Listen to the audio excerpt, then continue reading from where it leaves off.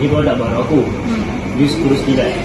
Aku nak kau buat review dalam masa 3 jam. Kau akan kau bayar kau dalam RM5,000. RM5,000 boleh? KKM ada tak ada belakang situ. Gaji masuk. Plus, jus ni magic. I minum terus kurus. Korang patut try. Uish, viral betul produk dia orang ni. Tapi tak apalah. Produk kita ada bahasa dari KKM. Biarlah baik. Untung asalkan tak ada korang dan rezeki yang berdekat.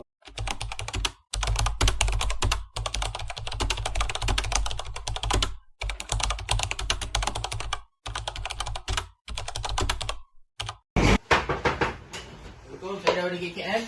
Awak ada simpan barang yang tak ada lambang KKM ke? Tak ada. Awak confirm ni? Dia check je tak? Baik, ni tak ada lambang KKM ni. Oh, betul. Saya kena ambil semua barang ni. Ambil. Bring dia. Tuan. Cik, kenapa ni? Alamak Bella, barang kita dah kena sita ni. Dah kenapa pula? Sebab ada orang report apa kita punya barang tak ada pengesahan KKM. I pun kena serang dekat komen sebab Rama masuk hospital. Betul kan? Kau sita semua barang-barang saya ni. Kau tahu tak sekarang ni barang kau ni ramai dah orang masuk hospital sebab kau jual barang ni. Produk kau ni tak berkualiti. Lambang KKM pun tak ada. Apa nak jadi dengan korang ni? Mana letak duduk biasa ni tak laku.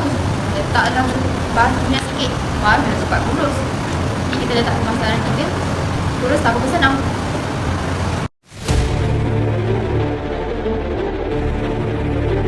Cepat.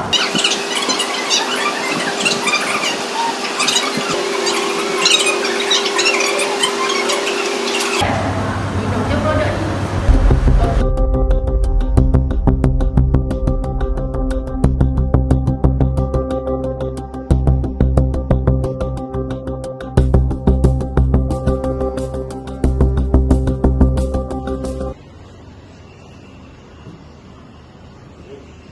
Saya ada cuba produk ni. Tapi lepas saya minum produk ni, jantung saya lagi, dia berdebar lagi sangat. Lepas tu tidur pun tak boleh. Berarti minum produk ni, produk kurus ni tak ada kualiti dan produk ni juga tak ada pengesahan KKM. Oh, baru saya tahu. Saya rasa menyesal sangat sebab main beli je produk ni. Lepas tu saya tak ada check pun ada pengesahan KKM ke, produk ni okey ke tak ke, membahayakan mudarat untuk saya ke tak. Lepas ni sebelum membeli satu produk tu, tengok dulu check sama ada pengesahan KKM atau tak. Kerana produk tersebut mendatangkan risiko yang sangat tinggi yang boleh membawa